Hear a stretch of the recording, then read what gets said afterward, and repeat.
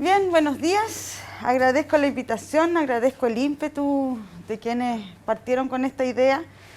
De verdad, como dice el doctor, en un principio nosotros no nos creíamos mucho la idea de usar piel porque era algo súper innovador y a veces cuando uno está con ideas nuevas, un poco reticente al cambio, empezar a instalar cosas nuevas, en el ministerio que a veces es muy lento todo. Sí, pues pensamos que no era buena idea y resulta que finalmente terminamos pisándonos la cola porque es una idea fantástica, totalmente imitable. Esperamos repetirla en muchos otros hospitales del país y en clínicas también. Y nos está abriendo una puerta a ser no solo pioneros, sino que a ser inteligentes desde el punto de vista de la utilización y buscar otras herramientas para un déficit tan grande que tenemos en nuestro país.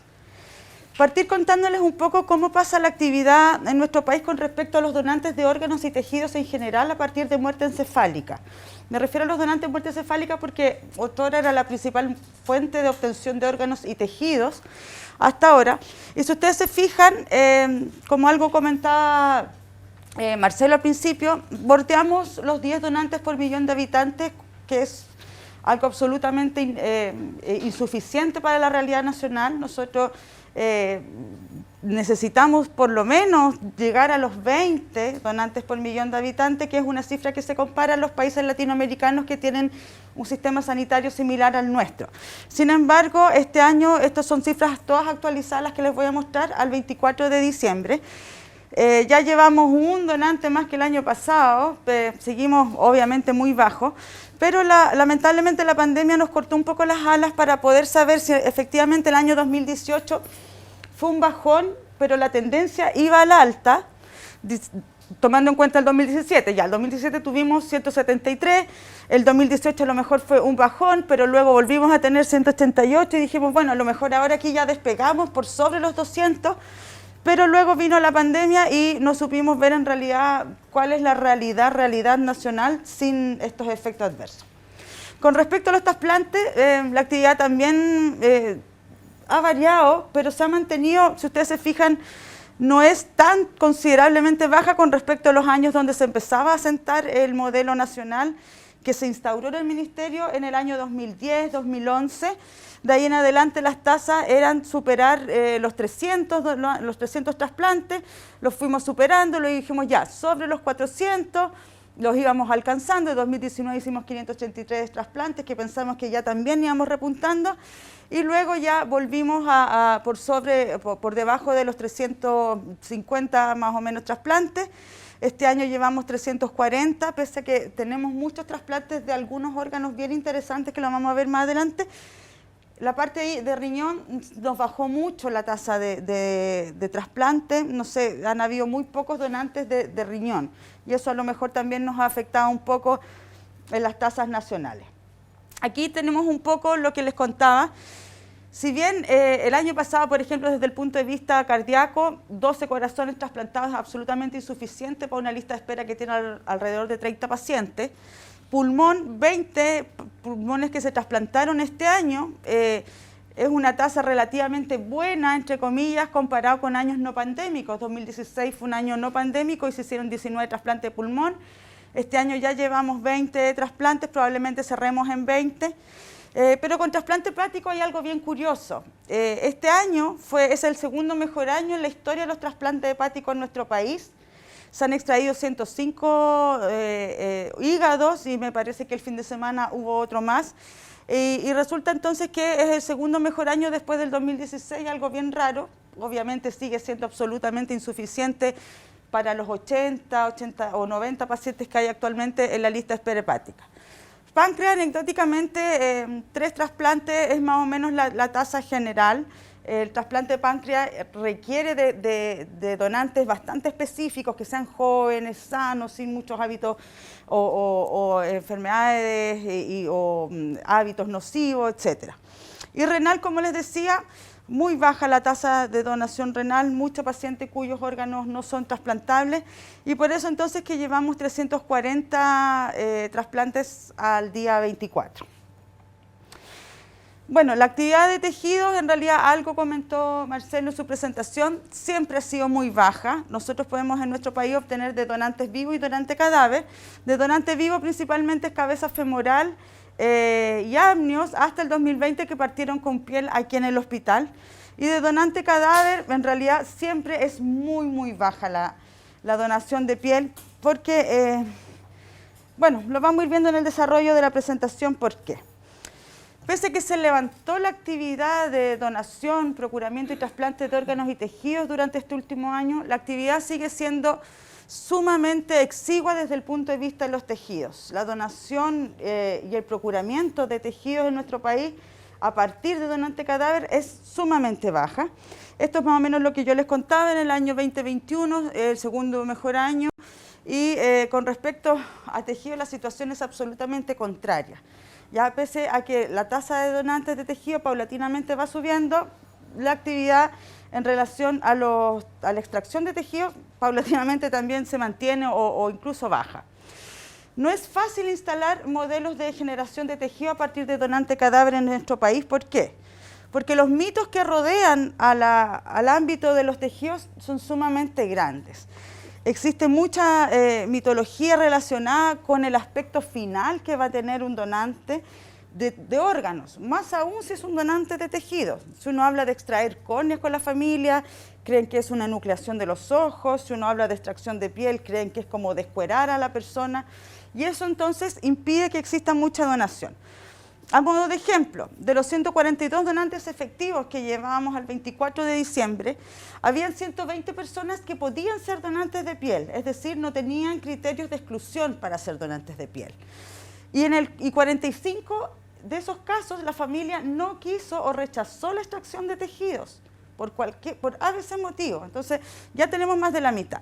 63% por logística, es decir, nosotros no tenemos la capacidad de extraer los tejidos en regiones, sino que pasa eso casi en su mayoría en Santiago, y por lo tanto un donante que exista de hueso, aquí por ejemplo, si no se extraen de manera local, es imposible mandar los equipos acá a Iquique, por ejemplo, y luego llevarse el equipo extractor con los tejidos a Santiago.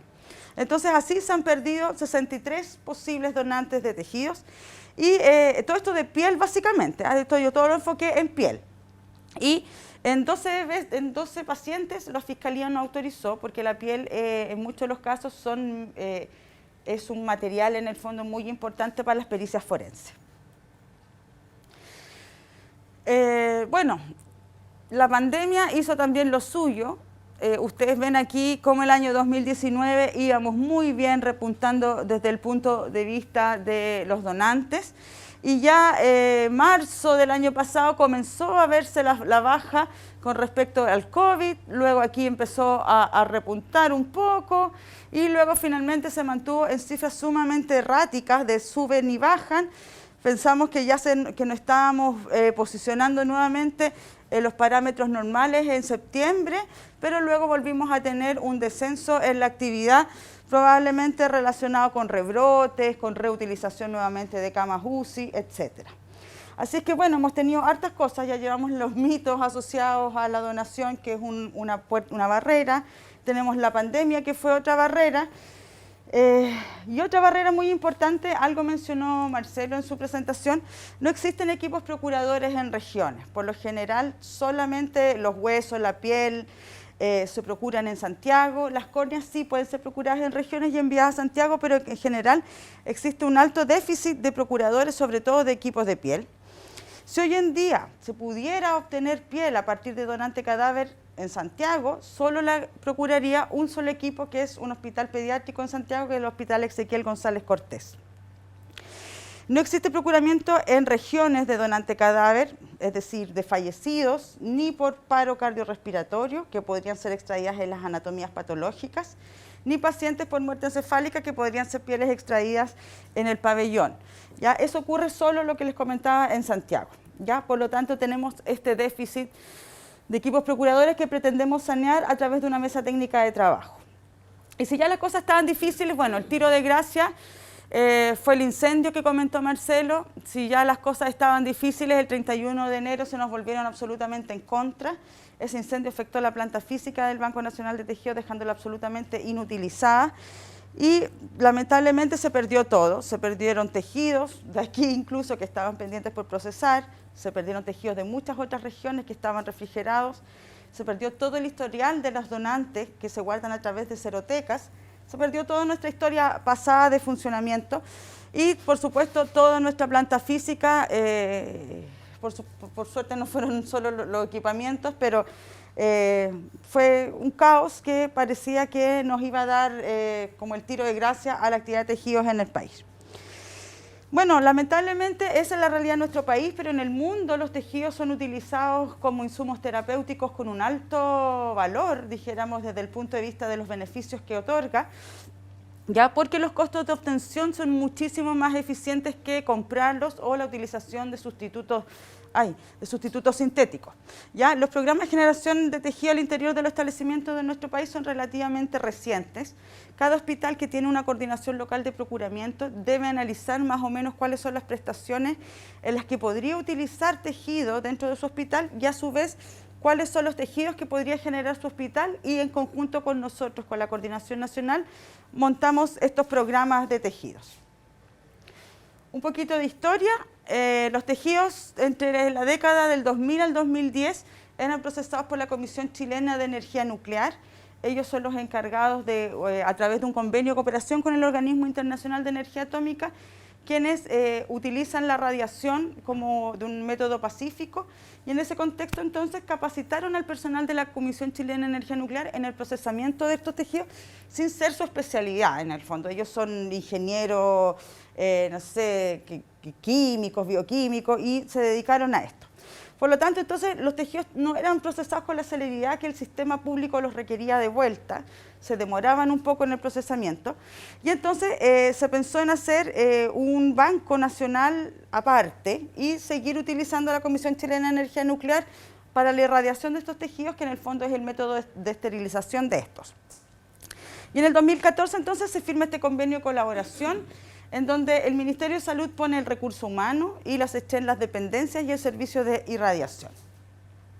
En el 2017 se pone en marcha el Banco Nacional de Tejidos y se hacen actualizaciones a las normas técnicas porque a la medida que empezamos a trabajar nos empezamos a dar cuenta que las normativas les faltaba mucho contenido, les faltaba más requisitos, más paso a paso, etc. Y entonces con estas normas técnicas ya establecidas, era mucho más fácil generar estos centros generadores de tejidos, valga la redundancia, y crearlos en distintos hospitales porque ya teníamos una base técnica para poder trabajar. Y fue tan buenos los resultados, a los directivos les llamó tanto la atención, les pareció tan interesante ahorrar dinero a través de lo que iban a botar o extraer tejido desde sus propias dependencias, que solo en un año se abrieron 8 programas de tejidos en nuestro país, en el 2018, entre hueso, amnio, córnea, etcétera. Se abrieron 8 nuevos programas, ¿ya? Pero bueno, como hubo un incendio en el banco, quedamos un poco paralizados, así que aprovechamos el tiempo para avanzar en el perfeccionamiento de los registros informáticos, porque tenemos que tener la trazabilidad de cada una de las piezas que uno obtiene a partir de un donante, en la revisión de un reglamento de tejido y progenitores hematopoyéticos que hasta el momento no existe en nuestro país. La actividad de tejido se guía mucho por el libro 9 del Código Sanitario, que es del año 1982 y que ya está bastante obsoleto. Se sacó una tercera norma técnica de córneas. Se implementaron y se siguen implementando estrategias para aumentar la extracción de tejidos porque la familia finalmente es como un poco nuestra piedra del tope porque tiene mucha aprensión con el resultado estético. Se está desarrollando el proyecto de un nuevo Banco Nacional de Tejidos que ha sido bastante lenta su puesta en marcha porque el COVID absorbe todas las energías, toda la concentración, así que ha estado un poco lenta la puesta en marcha.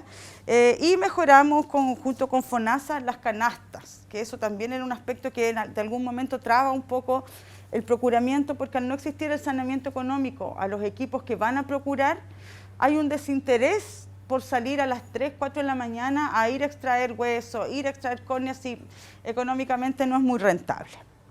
Lamentablemente así son las cosas. Bueno, con respecto a las estrategias para aumentar la extracción, considerando un cambio en la ley que hubo el año antepasado, A partir de ese cambio legal en donde todas las personas eran consideradas donantes por ser mayores de 18 años y a la familia solo se le iba a notificar esa calidad de donante y no solicitar la autorización porque esa autorización ya estaba hecha al momento que la persona nos dijo que no a la donación cuando cumplió 18 años, se empezó a unificar el concepto de donante. El donante es un donante de órganos y tejidos en un mismo universo. La familia no debe oponerse a esto sí y esto no. Sin embargo, todavía cuesta que la familia acceda y no podemos estar como tironeando el cuerpo y por lo tanto terminamos cediendo en la no extracción de tejidos, pero esperamos que eso vaya cambiando porque así lo dice la ley y porque la familia no es parte de esa voluntad, sino es solo un garante de la voluntad. Bueno, a partir de eso entonces es que se han hecho capacitaciones a las coordinaciones locales como agentes de cambio en nuestro nuevo abordaje familiar. Se han hecho cursos a los equipos sanitarios, comunicación de muerte y comunicación de donación, que son dos procesos aparte, pero que en esta actividad se juntan y son sumamente fundamentales para luego comunicar en el fondo la extracción de los tejidos y una humanización del proceso desde que el paciente ingresa hasta que finalmente se le hace el diagnóstico de muerte encefálica, donde existe una participación y una comunicación efectiva con la familia y los integrantes del equipo de salud. La generación de los programas, esto era la actividad que teníamos. Todos estos hospitales que ustedes ven a lo mejor bastante chiquititos, eran hospitales que tenían mucha actividad de generación de tejidos. Hay unos que ya están a la espera de que el banco vuelva a abrir para retomar o iniciar nuevos proyectos. Pero la actividad era bastante alta y ellos estaban muy contentos con los tejidos que obtenían de vuelta. Habían bajado considerablemente sus listas de espera locales de maxilofacial, de oftalmología, de muchas patologías que requerían de estos tejidos y lamentablemente está todo en stand-by. Con respecto a las canastas de FONASA, lo que les contaba, hay canastas que van a cubrir el procuramiento, es decir, les van a devolver en el fondo lo que ustedes invirtieron en la obtención de esos tejidos. Luego, un saneamiento económico a los insumos y los materiales y las horas hombre, dijéramos, que ocupa el Banco Nacional de Tejidos en procesar esos tejidos. Y luego, un saneamiento económico al implante de todas estas patologías y ya existía una canasta de córneas que finalmente se mejoró su prestación. Los nuevos desafíos que tiene la coordinación en estos momentos es poner en marcha nuevamente el procesamiento de tejidos a través de un laboratorio que estamos implementando al interior del UAP, de la posta central de Santiago, para que en este pabellón haga de sala de procesamiento de manera transitoria hasta que se levante la planta física definitiva. Desarrollar el Programa Nacional de Biovigilancia y ahí la participación de todos los equipos que utilizan tejido es fundamental porque deben reportar cualquier reacción adversa, cualquier evento adverso relacionado con el uso de tejido para poder levantar esa información que hasta ahora en nuestro país no existe. Iniciar el programa de homoinjertos, que también es una subutilización de los tejidos. Hay corazones que no son válidos para ser trasplantados, pero las válvulas cardíacas sí pueden ser utilizadas, o los segmentos vasculares, y eso también se están botando a la basura prácticamente, y entonces tenemos que iniciar ese programa con la salvedad que esos tejidos no son un poco más difíciles de manipular porque no se refrigeran, sino que se criopreservan. Y contar con un estanque de nitrógeno líquido es un poco más complejo, pero podemos avanzar en la parte técnica por el momento. Y bueno, y el otro gran desafío es poner en marcha el Banco Nacional de Tejidos acá, que es lo que nos convoca y que estamos felices de participar, orgullosos de lo que se logra cuando se juntan muchas buenas voluntades. El primer banco regional del país, es un ejemplo puro de alianza público-privada que desmitifica mucho también todas estas gestiones. Existe mucha reticencia que lo público no se mezcle con lo privado porque se puede malinterpretar, y si uno lo hace bien, correctamente, estableciendo los convenios que son necesarios, es una prueba fiel de que la alianza público-privada es útil, es necesaria y puede llegar a ser sumamente eficiente. Y con los resultados que tengamos aquí de este banco, esperamos poder replicarlo de manera exacta en otras ciudades del país en donde también se realizan este tipo de cirugías, porque ante la falta de piel a partir de donante cadáver, bienvenida es la piel humana, perdón, la piel completa, generada de donantes vivos, y eso está ocurriendo en muchas partes de nuestro país. Así que nos tiene contentísimos de estar aquí.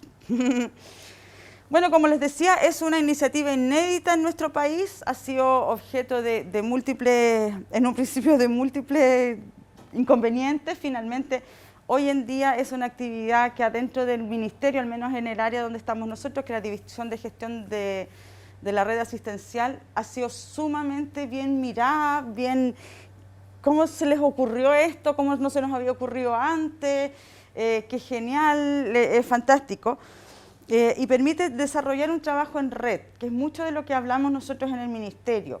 El ministerio no es un ente solo, los servicios de salud no son entes solos, somos redes que debemos establecer y crear y combinarnos y conversar para poder desarrollar la actividad y replicarla en otros lados donde funciona bien, mejorarla donde anda mal, y favorece entonces la interacción entre varios departamentos. Nosotros estábamos como bien trabajando bien aislados, y después que empezamos a abrir esto de los tejidos y de piel en particular, comenzamos a generar vínculos con GES, vínculos mucho mayores que los que ya teníamos, vínculos con grandes quemados, vínculos con la División de Políticas Públicas, que es una subsecretaría aparte de la nuestra.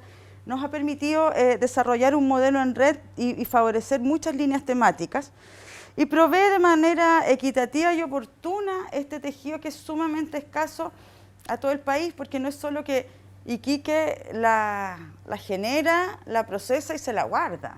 O sea, más loable aún de generarla, procesarla, es que la entrega a todo el país.